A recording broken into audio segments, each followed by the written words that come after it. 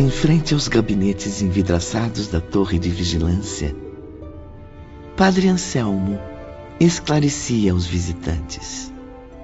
Onde permanecem esses terríveis espíritos malfeitores? Por não disporem de poderes espirituais verdadeiros, esses infelizes se concentram, geralmente, em locais pavorosos da própria Terra, Mário. Regiões em harmonia com seus estados mentais, como florestas tenebrosas, catacumbas abandonadas dos cemitérios, cavernas solitárias, desconhecidas dos homens, e até crateras de vulcões extintos. Minha nossa, é o próprio inferno na Terra. Mentirosos, eles fazem suas vítimas acreditar que tais regiões são obras suas, construídas pelo poder de suas capacidades. Fruto da inveja que tem das colônias regeneradoras dirigidas por entidades espirituais iluminadas. E o que seres tão abomináveis fazem com as vítimas? O que pode ser pior do que o Vale Sinistro? Eles as aprisionam, as torturam de todas as formas. Aplicam-lhes maus tratos físicos, usam da obscenidade, germinam a loucura nas pobres mentes já torturadas pelo sofrimento. Finalmente, castigam suas presas com punições e tormentos que os senhores jamais poderiam imaginar, muito menos suportar. Mas se tais espíritos são mesmo tão poderosos, como derrotá-los? Nossos trabalhadores especializados, iluminados pelo progresso que alcançaram, não são afetados por esses obsessores. São imunes. Dominam o próprio horror com sua força mental. As lentes de seus telescópios magnéticos descem às mais estranhas regiões da Terra, assim como seus elevados pensamentos cristãos. E não vacilam. Partem à procura da alma atormentada dos desgraçados, 2 vezes desviada de seu destino, tanto pelo ato suicida, quanto pela afinidade que a uniu a um obsessor. E depois de localizarem essas tristes almas, o que pode ser feito? Ainda existe salvação? Nem sempre, ao localizá-las, podemos resgatá-las imediatamente. Será necessário um plano estratégico bem delineado. Contamos em muitos casos com a cooperação de outras falanges, às vezes moralmente inferiores à nossa, mas conhecedoras do ambiente perigoso onde iremos trabalhar. Diplomacia, negociações, empenhos e até truques. Batalhas severas nas quais as armas são a paciência, a tolerância, o interesse do bem, a coragem para o trabalho. Tudo o que for possível será utilizado por nossos heróicos libertadores. E não é raro nossos missionários descerem aos locais satânicos, onde a alma aprisionada se contorce sob a tortura dos carrascos. Misturam-se à falange de obsessores, submetem-se à triste necessidade de se deixarem passar por seguidores das trevas. Meu Deus, quanto sofrimento! E de onde buscam forças para não desistir, irmão Anselmo? Em si mesmos. E, sobretudo, na fé em nossa guardiã, Maria, Mãe de Jesus, irmão Mário. Oh, como nossos legionários sofrem em tais ocasiões. Derramam lágrimas, fiéis aos compromissos com a causa a que se consagraram. Mesmo assim, não vacilam no posto de missionários do bem e prosseguem enérgicos e corajosos nos serviços a favor de seus irmãos mais fracos. E após lutas inimagináveis, resgatam os sofredores que não se encaminharam a tempo para o Vale Sinistro. Entregam-nos à vigilância, que por sua vez os dirige quase sempre para o manicômio. Mas por que o manicômio? Estariam essas criaturas em estado tão ruim? Eu diria péssimo, Camilo. Os pobres desgraçados saem enlouquecidos das teias obsessoras em que se deixaram aprisionar. E o que é mais importante, irmãos, arrebanhamos também os próprios obsessores, os algozes, que nada mais são do que espíritos audaciosos de homens maldosos que viveram envolvidos nas trevas do crime, afastados de Deus. E se, além de obsessores, eles forem também suicidas? Pergunta brilhante de um professor genial. Nesses casos, irmão Belarmino, que não são poucos, nossa colônia poderá detê-los. hospedamos esses espíritos aqui mesmo, na vigilância, em local apropriado, pois não possuem afinidades para nenhum outro plano melhor do que este. São elementos perigosos, indesejáveis em locais onde se promove a recuperação moral de outros condenados.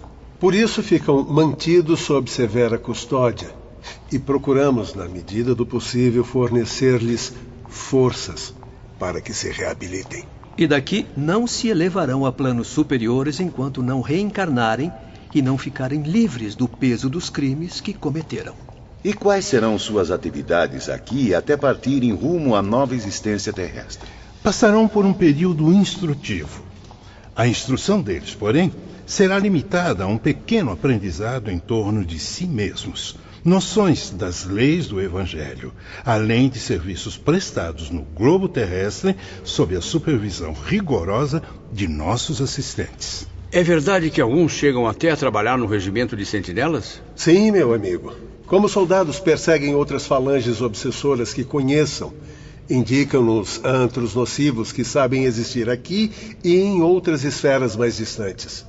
Assim colaboram com valor à nossa causa. E isso, é bom esclarecer, será levado em conta na programação de penitências que sofrerão. No caso de serem somente obsessores, não suicidas, o que ocorre com esses espíritos? Neste caso, não temos permissão para asilá-los. No entanto, nosso serviço de socorro irá encaminhá-los aos postos de abrigo existentes nas zonas de transição, espécie de postos policiais do mundo invisível. Uma vez nesses locais, distribuídos em toda a parte, terão o destino que melhor convier à sua condição de espíritos inferiores. Pobres desgraçados. Ficarão então desamparados? Irrecuperáveis? Jamais, irmão. O destino desses obsessores será condizente com as leis da afinidade, da justiça e, sobretudo, da fraternidade. Seguiu-se curto silêncio. Camilo e seus companheiros estavam perplexos com aqueles ensinamentos que, na verdade, valiam por uma aula de vasto saber. Sim, meus filhos. Assim é que fatalmente teria de acontecer, pois o próprio Nazareno afirmou que o bom pastor deixa o rebanho obediente amparado em seu redil e parte em busca da ovelha perdida, só descansando após reconduzi-la, salva dos perigos que a cercavam. E acrescentou, para a justiça e glória de nossos esforços em cooperar com ele: das ovelhas que meu pai me confiou, nenhuma se perderá. Entardecia. As sombras se acentuavam no horizonte. Todos desciam para o próximo pavimento, enquanto Camilo permanecia curioso.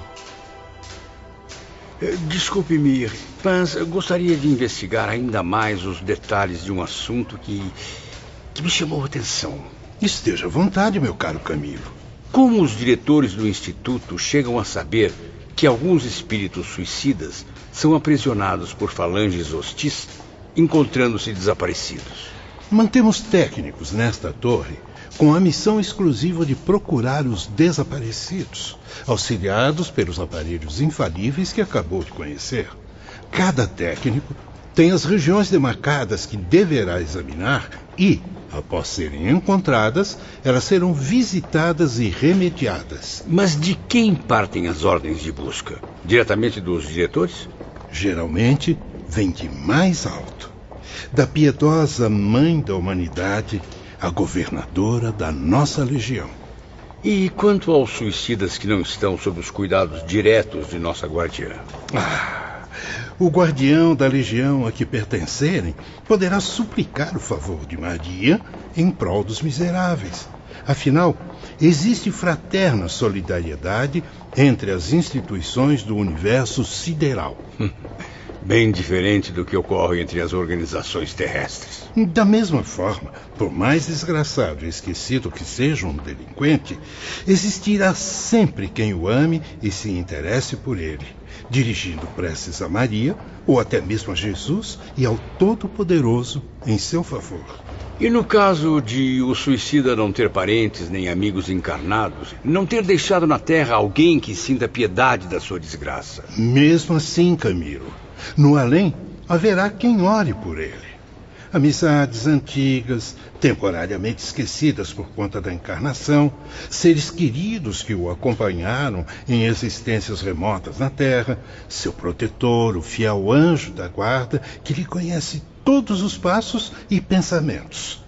Todos lhe prestarão socorro em nome de Deus. Ainda não compreendo como somos resgatados, como descobrem nossas condições de suicidas recém-desencarnados, a ponto de sermos socorridos tão prontamente. Quando as súplicas são dirigidas a Maria, ordens são imediatamente enviadas a seus mensageiros espirituais. Em seguida, seus legionários distribuem as recomendações aos vários postos de socorro aos suicidas. Nelas estão contidas informações importantes, como o início das atividades em torno do espírito sofredor, bem como seu nome, nacionalidade e data da tragédia, o local e o gênero do suicídio escolhido. Incrível! Jamais imaginei que existisse estrutura tão perfeita após a morte. Morte? Mas somos todos imortais, meu amigo. Lembre-se disso sempre. Permita-me esclarecer outra dúvida. E se a súplica for dirigida a outro espírito elevado? Um santo, um apóstolo, um anjo? Será sempre encaminhada a Maria para que as mesmas providências sejam tomadas. Como fazemos questão de afirmar, Maria de Nazaré representa a sublime acolhedora dos suicidas. Abençoada Mãe de Jesus, sempre à espera de súplicas e pedidos para tomar suas caridosas providências. Engana-se, Camilo. As providências são eternamente tomadas sem que haja espera.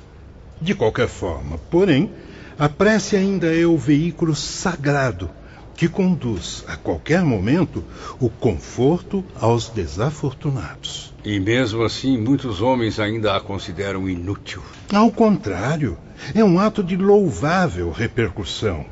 Aquele que ora por um suicida torna-se voluntário colaborador dos legionários de Maria, cooperando com seus esforços na recuperação dessas pobres almas. Quanto trabalho, quanta dedicação e sacrifício.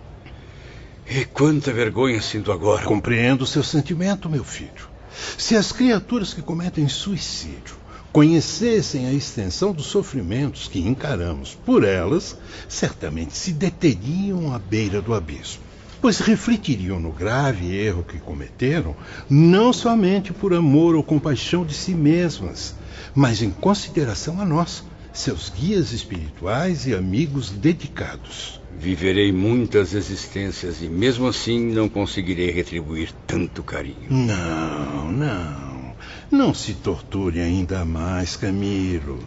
Se suportamos inúmeras batalhas e desgostos, é porque Deus nos dá forças para o dobro. Arrancaremos ainda tantas lágrimas do coração até que possamos vencer o nosso desafio: encaminhar os suicidas para as confortadoras estâncias protegidas pela esperança. Ao chegarem ao pavimento inferior... É verdade que existe um local exclusivo para esses espíritos aqui na vigilância? Sim, Camilo. Eles ficam retidos na torre. Ali estão os obsessores mais temidos e chefes de falanges malignas. Além de suicidas, são também responsáveis por crimes nefastos, que serão punidos com duras penas através dos séculos. Seria permitido a nós uma visita a essas criaturas? Tem mesmo coragem de vê-las? Por quê? São mesmo tão aterrorizantes? Meus filhos, pensem bem, pois são entidades anormais, figuras desconhecidas até mesmo da sua capacidade de imaginação. Monstros terríveis, fantasmas infernais que nem mesmo apresentam forma humana. Compreendo suas ponderações, meu amigo, mas é importante que nossos aprendizes se defrontem com esses obsessores. Será útil conhecê-los para se precaverem durante a próxima viagem à Terra. onde há inúmeros bandos da mesma espécie. Sim, Dr. Carlos. A diretoria do hospital já me informou sobre o programa instrutivo dos aprendizes. Concordarei, portanto, em apresentar-lhes um pequeno panorama do local onde os criminosos ficam alojados. Como alguns já sabem, eles permanecem bem ali, na torre à nossa frente.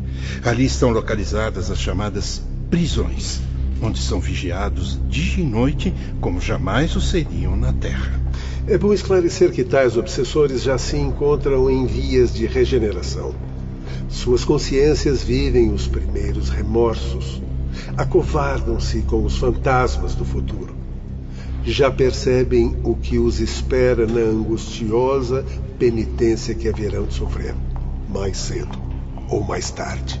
Não sairão daqui antes que se arrependam, mesmo que permaneçam enclausurados durante séculos, o que não é muito provável que aconteça, meus amigos. Provavelmente deverão reencarnar nos próximos anos.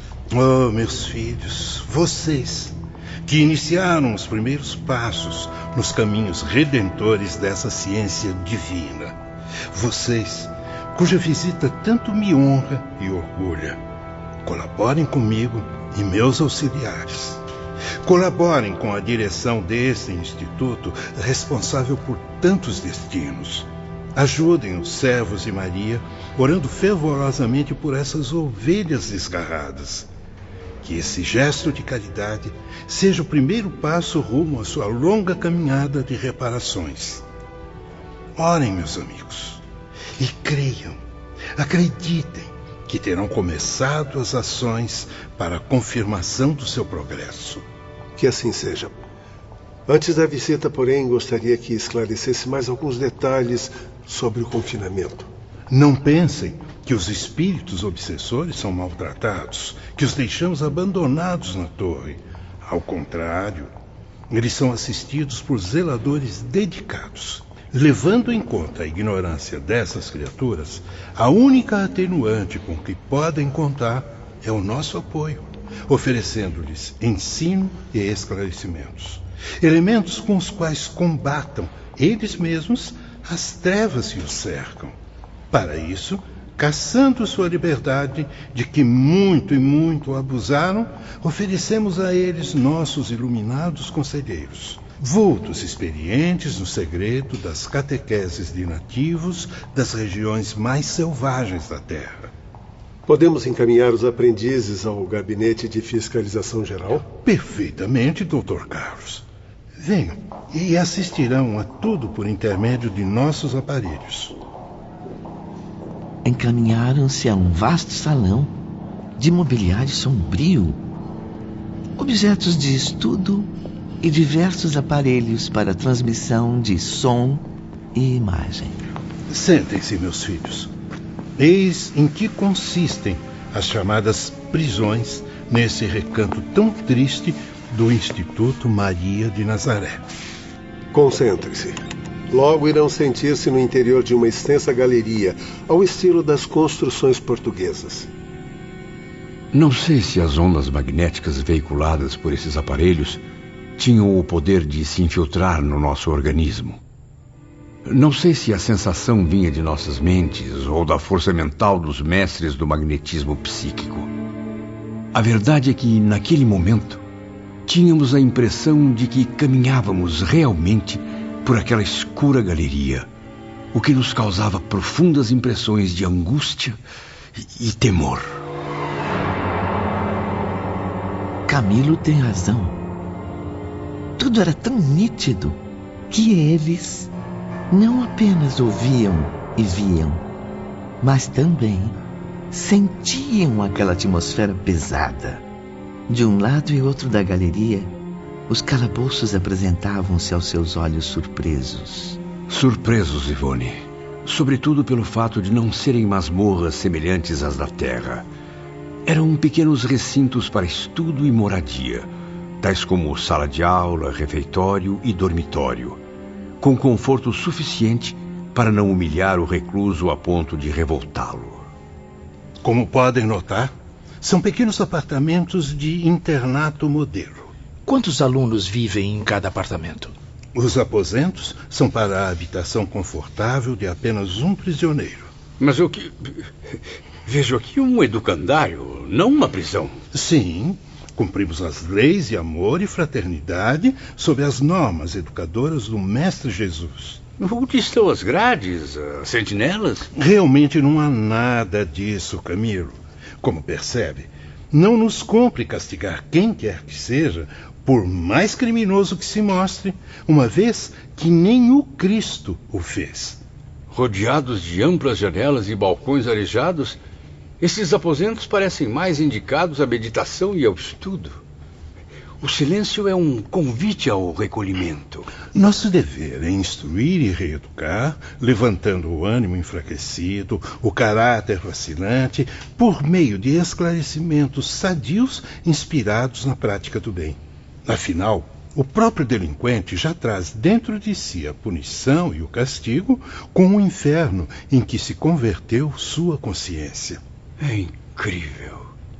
Vejo dezenas de missionários generosos afeitos à prática educativa e não carcereiros a se imporem pela violência. Para que atormentar o condenado com mais castigos e represálias? Ele próprio é que se julgará e em si mesmo aplicará as punições que merecer. Eu estou um tanto confuso. Como o próprio obsessor terá discernimento para julgar e condenar a si mesmo? Querem um exemplo real dos mais sugestivos? Então prestem atenção. Padre Anselmo aproximou-se de um dos sofisticados aparelhos e acionou um botão luminoso. Aos poucos, tornou-se nítida a imagem de um vulto masculino reproduzida no espelho magnético. Era uma figura normal, no vigor dos 40 anos de idade. Eis um dos temíveis obsessores, chefe de pequena falange de entidades maldosas, portador de múltiplos vícios e degradações morais, criminoso e suicida. Arrastou ao seu abismo quantos desencarnados e encarnados pôde seduzir e convencer a segui-lo. Lembro-me dele logo que chegou ao Instituto. Tentei por diversos anos me aproximar, oferecer-lhe os tratamentos necessários, porém jamais obtive êxito. Seus crimes são tão graves perante as leis divinas que eu não ficaria admirado se, de uma hora para outra, chegassem ordens superiores para uma reencarnação fora do globo terrestre, num planeta ainda inferior à Terra. Ou para um estágio espiritual em seus arredores, nos quais, num período relativamente curto, poderia reparar erros, o que na Terra demoraria séculos. Isto, porém, seria uma medida drástica, contrariando a caridade do nosso bondoso mestre. Como nosso princípio é o de sempre seguirmos os ensinamentos cristãos, preferimos esgotar todos os recursos legais para convencê-lo ao arrependimento e à regeneração. Maria intercedeu por esse infeliz junto ao seu divino Filho, enquanto recomendou a nós toda paciência e amor. Assim mesmo, sendo um prisioneiro, como vem, recebe toda a assistência moral, espiritual e até física, se assim posso dizer, que a sua natureza brutal necessita. A moral cristã, que absolutamente desconhece, é fornecida a ele diariamente como alimento indispensável à indigência em que se encontra. E de que modo ele recebe os ensinamentos cristãos? Pelo Evangelho bendito, Mário, durante aulas coletivas, imaginadas e encenadas, como as que vocês presenciaram nas reuniões espirituais terrenas.